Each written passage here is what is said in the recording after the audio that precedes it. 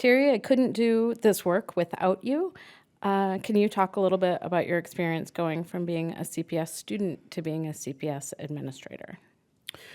Well, very interesting start here. So I started at Burnside Academy here on on the south side of Chicago, and then I attended Simeon Vocational High School. Graduated in 1995. Wow. The good old days. And then ultimately transitioned to four-year institution, Drake University, then on to National Louis, and then to Concordia.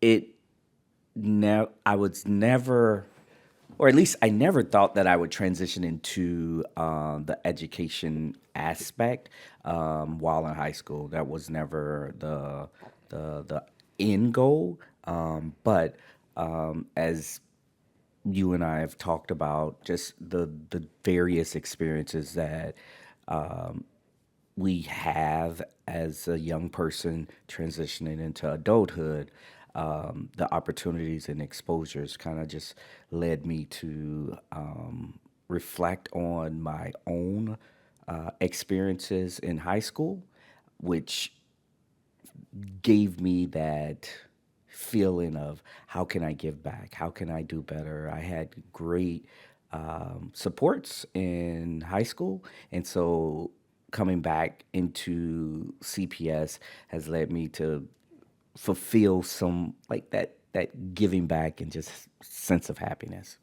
Well, I feel like you do that constantly. Every decision you make is thinking about how we can better serve our students. I,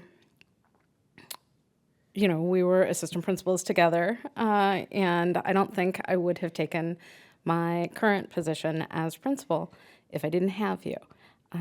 Because I think we've always been able to really be honest with each other about the work and push each other. You have helped me understand so many things about our students, and really not just our students. I think one of the really important pieces of our work is with the adults, and really thinking about the gaps that exist between the adults that work with each other and the adults that work with our students. For you, what do you think about when you think about educational equity in our building with our students, the work that we're doing? Well, I'll say this. I think a lot of the work that we do, the foundation comes from just the conversations that you and I have had amongst other adults. But for us, it's unique. We worked as assistant principals, we worked as colleagues.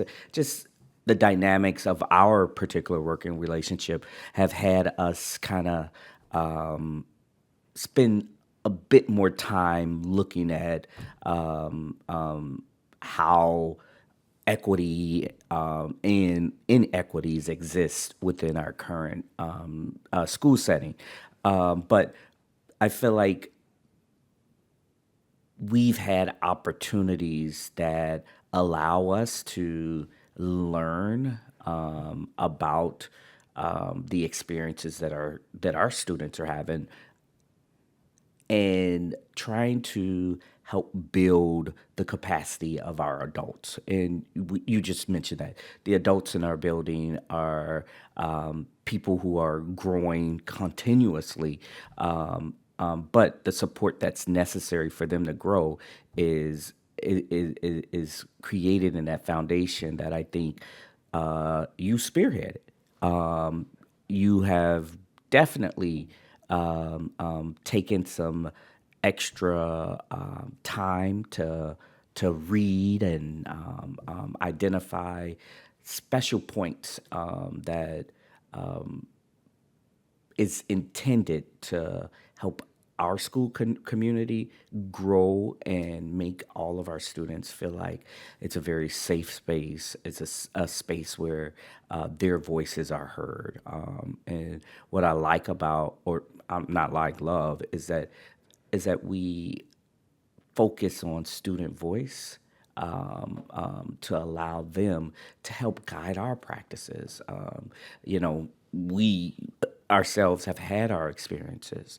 And one of the things that, as I reflect back to, student voice just was not the thing back then. It was more of like, hey, the adults in the building guide all of the practices, all everything. But what I feel like we've implemented in our school community is listening, opening our doors, and giving them the opportunity, just to kind of, not necessarily throw it back, but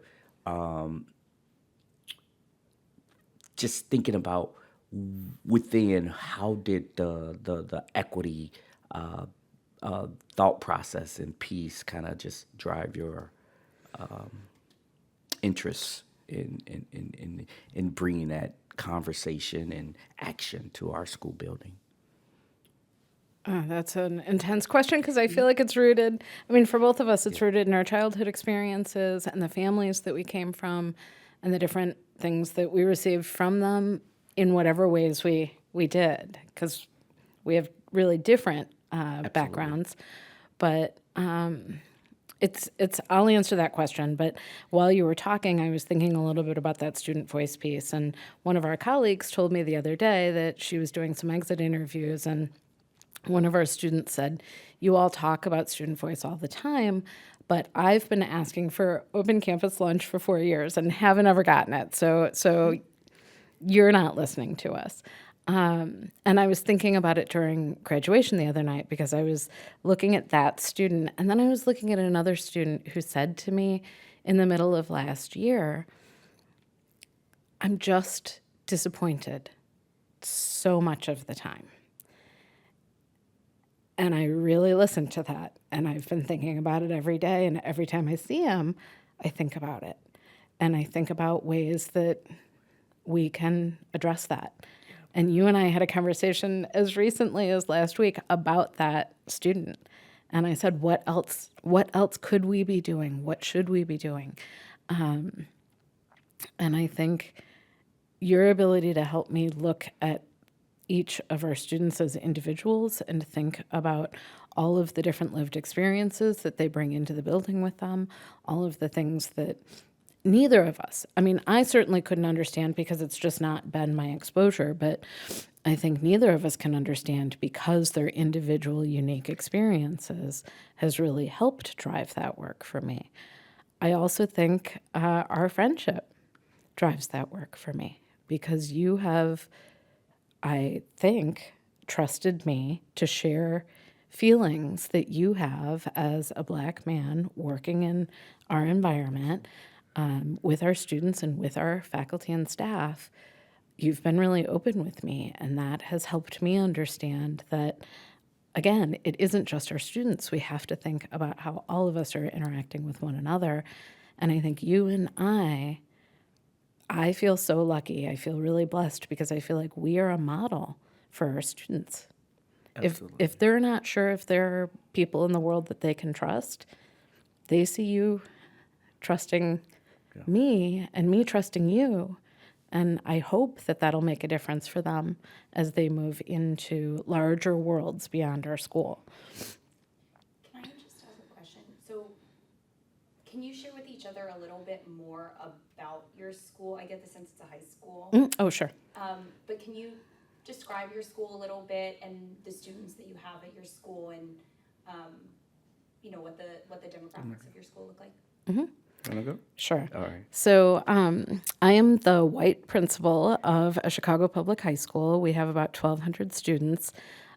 Terry, you could probably give the exact percentage, but the majority of them are Latinx, and we have a population. I would say we're like 80% Latinx, 15, I would say 18% Black, and then the other percentage is other. And that's a tiny, tiny It's a really percentage. tiny percentage. And the demographics of gender, more female students than male students. And the student population comes from a variety of communities within city of Chicago. We're located in the Belmont Cragen area, and yes, we get a large number of students that come from that respective community, but we also have students that travel way south or travel from further north or travel from the east.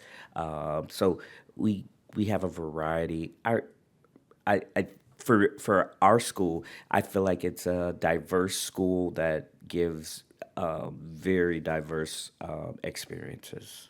A couple of years ago, we had 300 freshman students that came from over 100 feeder schools. So we didn't have a concentration of students from any one place necessarily. One of the things that I've always thought was interesting about Prosser is it is in Belmont Cragen, which is pretty densely Hispanic, but there is a literal bridge at the corner of our property. And across the bridge is the Austin community, which is pretty densely African American. And we pull heavily from those two communities. And so I think Prosser becomes a cross section for a lot of students because they come to us and integrate in their own ways for the first time in high school with us. Absolutely. It's interesting that you described it in that sense and how across the bridge is the Austin community, which is primarily African American, and the Belmont Cragen community is Latino. It just the questions of desegregation in schools. Our city itself has a history of segregation, and that's how certain communities have become predominant as opposed to integrated. What is very key about our school is that it's inclusive. No matter the location of it, pulling from the various communities to create that diverse community at our school is what I feel is a great model. Yeah. I think, too, even just what we offer, being a career and technical education school, that's our general curriculum, but also having International Baccalaureate as an option. And then the way over the years we've worked to make sure that there's a combination of those two so that students that come to us have a lot of different options about how they want to work through high school and then a lot of, a lot of different options about what they do when they leave. So, as we look at, or as we think back to, let's just travel back in time.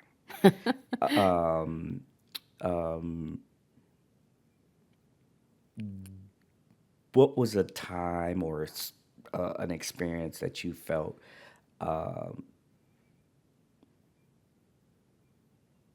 unsafe or excluded in a school experience? Yeah. This is the place where I think our experiences diverge, or at least my experience from some of our students, because certainly I did not ever have that experience when I was young. I always felt like I belonged. I always felt I was capable. I always felt that there were people who assumed about me that I would be successful. I didn't like high school myself. It wasn't my favorite time. It wasn't a time when I was particularly successful. But even then, the narrative that I remember coming from my teachers was that I wasn't working to my potential and that I was going to be successful. I was just wasting time at the time. And so for me, I didn't have that experience. It wasn't until I started working in schools that I started to feel unsafe in a really, really different way. But that had to do with unsafe in my own identity, unsafe in my ability to understand, unsafe in my ability to lead. And I think that's probably why I've been really open to learning, because I don't want to not be able to serve because my my own experiences and my worldview were narrow and not broad enough to include the students that we have with us. And I don't want to speak for you, but I know I've been present in moments where you have had those Absolutely. feelings of uncertainty and not feeling safe. Yeah. Um, I'll travel back to times at my high school experience, which I feel like the adult educational experience is a little different. In high school, as I mentioned earlier, I went to Simeon. Some of the concerns back then were like gang violence, just shooting, similar to what we see in the city currently. For me, I've always wanted that school experience to be that like safe zone. But in high school, there was moments and areas that led to just fear of travel, fear of being present, because of the potential of and the incidents that had occurred while there. But what was key for me was immersing myself into academics and building those relationships with the adults that helped to kind of shape who I became, and provided the encouragement, the love, the nourishment to become someone that they felt like. In high school, it was always the thought of, okay, you're graduating from high school. That's great. The Not everyone pushed you to the point of going beyond high school, and it felt like a select number of students within my graduating class. There was like the top 10. I was a part of the top 10, and we tended to receive that extra care and that extra support, to help guide. What what has changed a little bit in that thought process is, at our school, it's not just about the top 10. It's about all students, and ensuring that each of them understands that there is a pathway. It doesn't have to be college. It doesn't have to be the military. It doesn't have to. You have so many options, and the fact that we give them foundation to build and become them, but we also say, hey, here are these options. Let's figure out which option is best for you to pursue and grow and develop. So I think that's the key component about our school, and our kids don't have to worry about the game issues that as I reflect back in school, we create that safe space for our students to understand that it's a good place for them.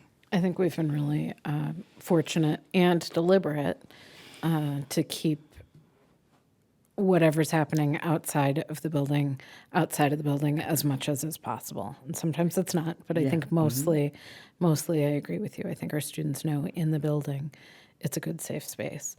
I was thinking about that when you were talking about the top 10 and your experience and how you were lifted up a little bit more because you were already achieving.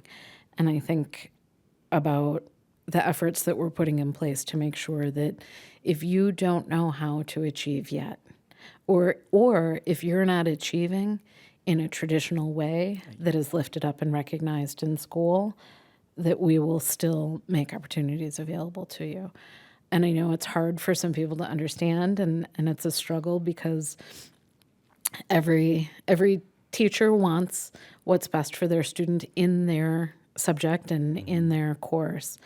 But I think about sending kids on trips and field trips and college visits, even when a college might be academically out of reach, still just providing that exposure and making sure that students' view of the world is a little bit bigger than it would have been if they didn't come to us. And I think that's an important part of what we do and something that you've really helped foster. Yeah, and I think one of the which under your leadership, it allows us in the counseling staff to give those exposure opportunities. But we know that the more exposure we try to expose our students to, it takes away from their in-class experience. And for you and I, within our school community, that's been kind of a touchy topic. Yeah. But I feel like we explain the reasoning behind it, and how it correlates to college persistence, college enrollment. Those components allow them to. I'm gonna Yeah. say high school persistence That's correct. and yes. high school engagement too, because I feel like, so we just had graduation on Friday, and looking out at the group, there were students that I worried about. I mean, I worried desperately about along the way, and they made it through. And I think part of it was pouring those opportunities into them and spending the time with them. And so now I think our next step is figuring out the balance so that we can also make sure that they are as present for their teachers as they are for, as they are yes, for everything absolutely, else. Absolutely. And that is the next step. I think we're not done. We've got so far to go to make sure that our students have everything that they need. And I feel like we're kind of at one end of the pendulum where we're like, okay, let's give them every experience that we couldn't have imagined that they would even want. And we've got to, keep going. Absolutely. What was going through your mind the other night at graduation?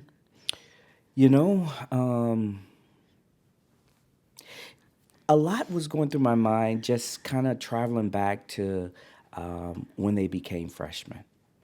And during that time, as you know, it was one of those events that I don't think any of us will ever forget.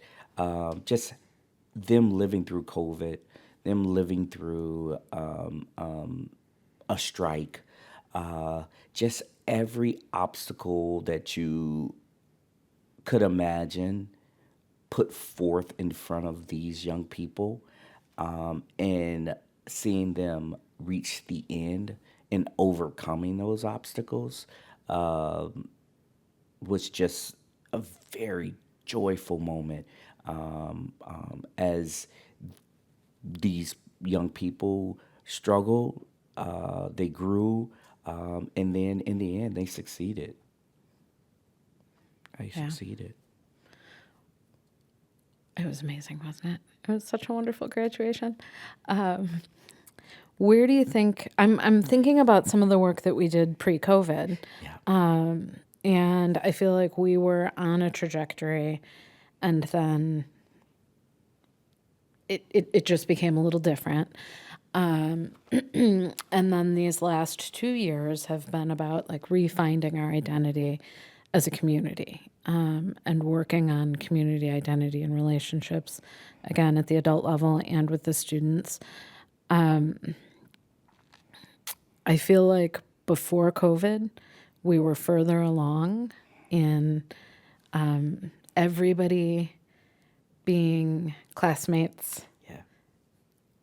and being a whole Prosser community, and coming back after remote, we've kind of gone back to our respective corners.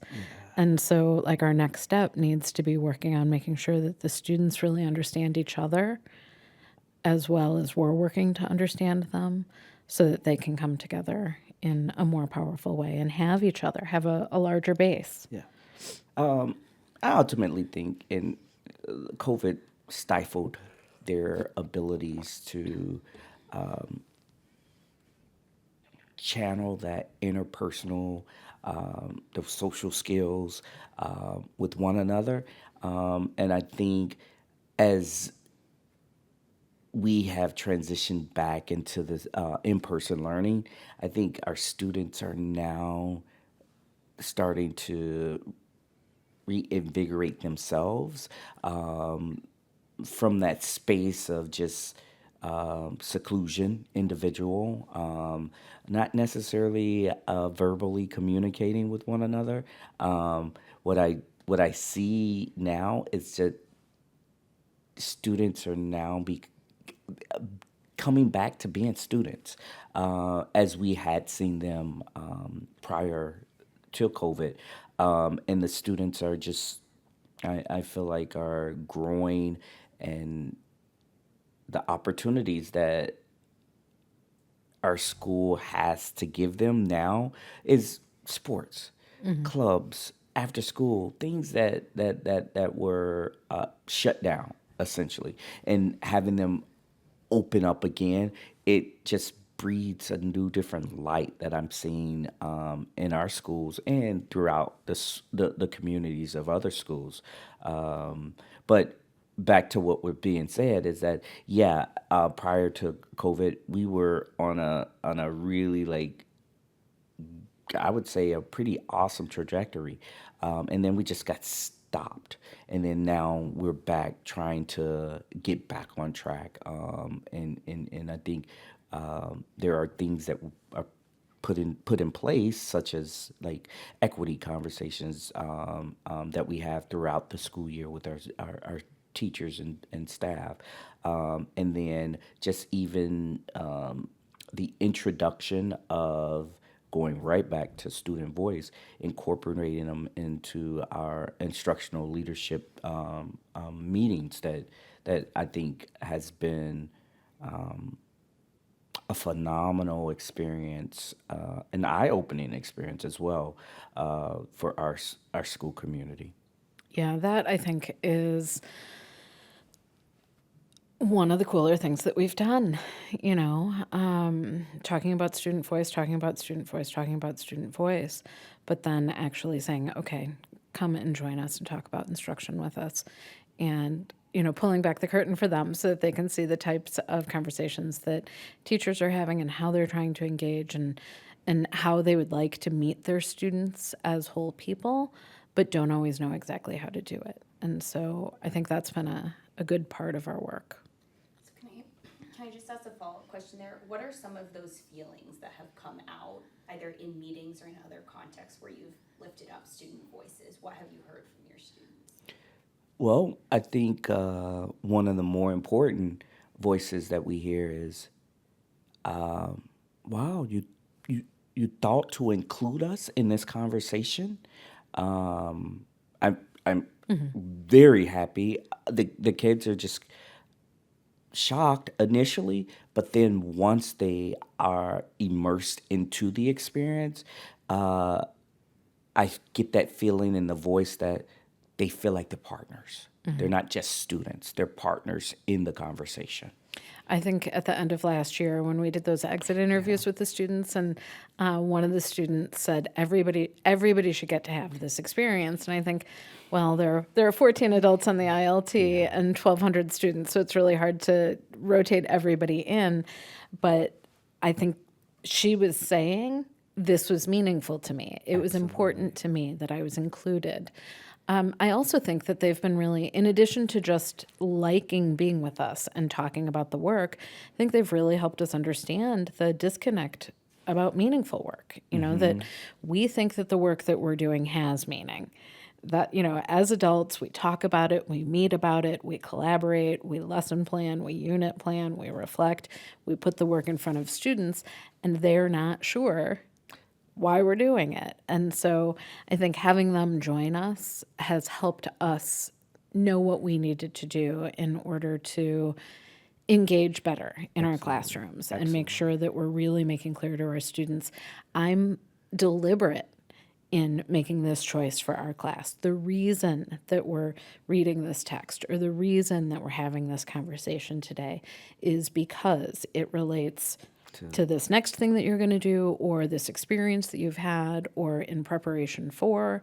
And so I think that has made a difference in countless classrooms in our building for our students. And too often, the kids' voices in terms of what they're learning. How does this relate to the real world? Why am I doing this? And I think the emphasis that we've placed on identifying and understanding meaningful work has also led to connecting it to real world. And their lived experiences. So, which causes them to be a bit more engaged, a bit more interested, and it feels like it's easier for them to learn, is because they feel like from the experiences that there's a connection. I'm not just doing this just to do it. There's a meaning behind it. I think, too, that, earlier I said that I feel like you and I model something for our students. And definitely, when students know that you trust me, that helps them to trust me, and vice versa. Absolutely. But I think having the students come and meet with us, that has made a difference. I'm thinking about one football player in particular who has a big voice in our student community. And when he trusts us, other people trust us. And I think that it's created a level of trust. These adults have invited us in. They've created a safe space for us to talk about our educational experience. They have put us on student panels. They have interviewed us. They have met with us. They have honored our voices. And it may be a small number of us that have done that, but other people have seen it, and that has made a difference. Is there an example that comes to mind in terms of making that connection between curriculum or what's happening inside the classroom to what students are experiencing outside the classroom?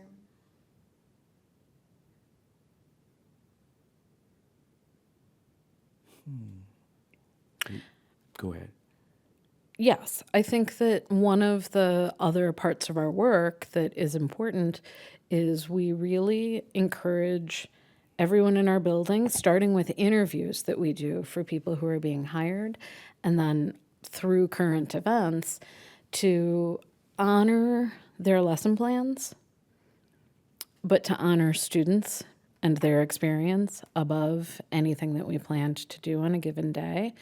And so when something happens in the world, when something terrible happens in the world, when something terrible happens close to home in our communities, and students are devastated and adults are devastated, we ask and encourage people to make room for that in their classrooms. We ask our candidates for hire how they will support students in being able to talk about their hurt, particularly related to race in our society and violence, in a safe way in their classrooms. And so we do what we can to support our teachers in making room for students to process their emotions and share their experiences, because the weight of those emotions and experiences is heavy, and it gets in the way of algebra. It gets in the way of writing a paper if that paper isn't what's taking your attention. And so I think I'm thinking about a time, this was a couple of years ago, and the actual event doesn't matter much, but we had all of our counselors in the auditorium, and you and I were there with them, and our other administrators were there because we were waiting for news of a verdict that we knew was going to be painful for our students. And so we had shared with the whole faculty to make room in their classes for students to have feelings and share them and be honest. But we also had our support staff. Terry was a school counselor before he was an administrator, and we had the rest of our counselors and the admin team in the auditorium, and we were all kind of huddled around a device listening for the verdict and then waiting to take care of our students and each other. And so I think we really try to make room for what it's like to really be human. Absolutely. And I think just the follow-up of a different is what is happening when we invite the adults and the students into the classroom for an observation. The reflection pieces that come up, that the tilt lead and yourself capture. So on that reflection piece, some of the questions correlate to what are they learning, how do they connect it to the real world, or do they feel? And you've done a much more in-depth collection of the responses. What's your feel on the students' take of the lesson being taught, and then how is it connecting to the real world or their experience? Well, and I think that they more and more are realizing that that's we're trying to serve them in that way, and so they're becoming more and more articulate in sharing that today we were doing this thing, and I understand now how it's connected to me, and that I think builds trust then with the teacher, right? Because I'm trusting. I know that teacher has really or is really trying to think about who I am and what my experience is, and so is bringing these things to me. One, that I can relate to, or two, that I need, or ideally both. Right, something that I can relate to and something that I need to be successful moving forward. It sounds like you've come like a long way, but I'm curious about the lessons you learned that got you to the place that you're in now. So can you talk about a time where cross-cultural learning failed, either through a program that was run, like as students were crossing that bridge and experiencing integration for the first time as freshmen, like what was that like? Like what got you to this place where you're doing all these fantastic things now? Yeah, a bit more about that. Well, I'll say this. Culturally, each group of students kind of represent and have their own like experiences. I think for us, we didn't start out in this role. So back then for our struggle was seeing how the different communities would clash, and how they would kind of.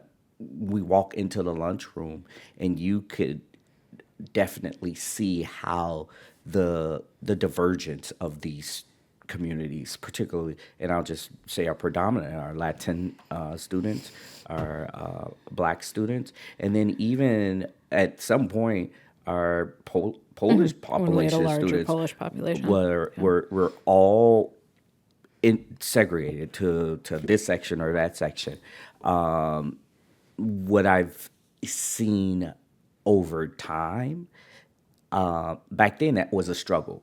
But the work that I feel like we've done in talking about race, talking about equity, has, in a small aspect, has shown that these communities of students can become friends, can create relationships within the school and outside. It's more of what I see is they are more open to learning about each other's experiences, and being very respectful and accepting of it. Seeing like just a true example is our track team.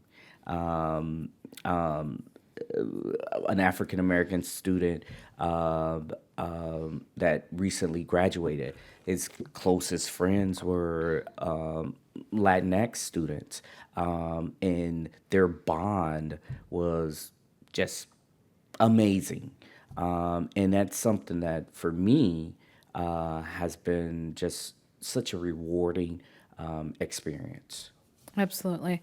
I think too, not to keep bringing this back to the adult level, but I think I'm an adult, and that's where a lot of, it's my adult learning.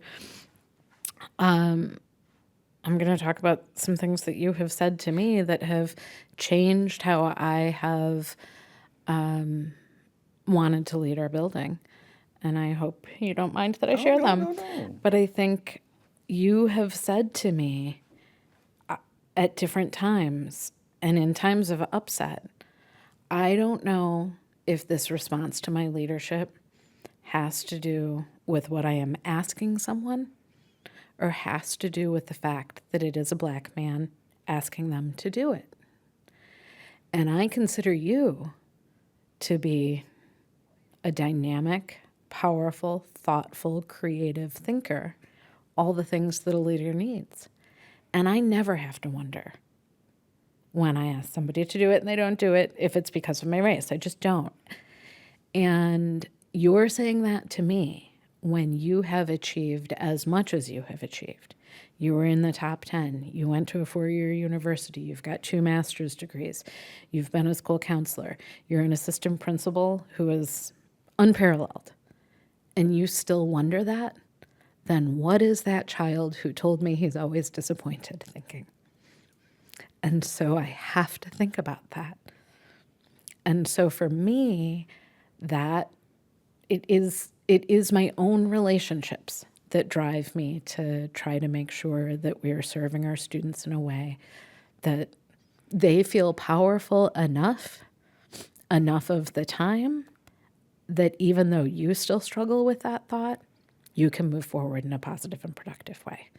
And I think so many of our students aren't there yet. And so they're only moving forward with anger because they wonder that. And so that's what has brought me to it. Yeah, something. I have no concerns about us talking about that here, but it does drive an emotion that I struggle with being more expressive about. I'll say this: it took time to come to the space where I was able to verbalize it. I had internalized it a lot, but it had gotten to a point where it just started to affect me holding it in. And with our relationship, it did not. I didn't. It wasn't. I wasn't hesitant to share it with you because I knew that you were an open person and that you were looking to be very supportive and understanding and as a person of color on your team, you felt the need to ensure that I felt safe and that my voice was heard. But and you also know me. I don't want to add any more to a plate that we all know is very full. But the fact that that it got to the point of me sharing, and then just the overwhelming support and graciousness and feeling that you had shared was key in allowing me to open that voice that had just been so quiet, even in the leadership role. It just didn't feel right to discuss it. And then reflecting on the work that we as a team has done, I was like, what better time what better time to Yeah. to be expressive, to share those feelings and experiences that I have, and it helped. It definitely helped. It definitely helped. Well, I'm so glad that you did, because they're the conversations we have to have with the other adults we work with and with the students. And if we can't have them with each other, then how do we know how to have them with anybody else? And I feel like we do know how to have them with other people because of each other. So thank you. You mentioned with COVID, you kind of had to like start over. What advice would you give to districts who are starting equity work for the first time or feel like they're starting from square one again? Persevere. Yeah, I would have to add to that and say be open to rejection. Yeah. Rejection in the fact that no, I am not talking about this. I am not, and this is the adult level. Students are more open, I think, in a lot of ways. They just haven't lived in their identities as long. As long, and I think for a new district, you also have to be have that level of empathy, because and you got to keep going. Yeah. As you said, persevere. You got to keep going. You got to keep going. And I don't know what else. I agree. I think, I have made my equity stance clear. And one of our norms in our building is that we will talk about issues of race and equity as they arise. And we have had to exercise that norm, and it hasn't been comfortable. And we have to do it even when we're uncomfortable, because the harms that humans inflict upon each other intentionally are catastrophic, and the harms that humans inflict on each other unintentionally are so deep. And we just have to keep talking about it, even though it hurts, even though it's uncomfortable. And as you said, like when people push back and say, "Nope, I don't want to talk about this," or "You're wrong," we just keep going. We just keep going. We have to.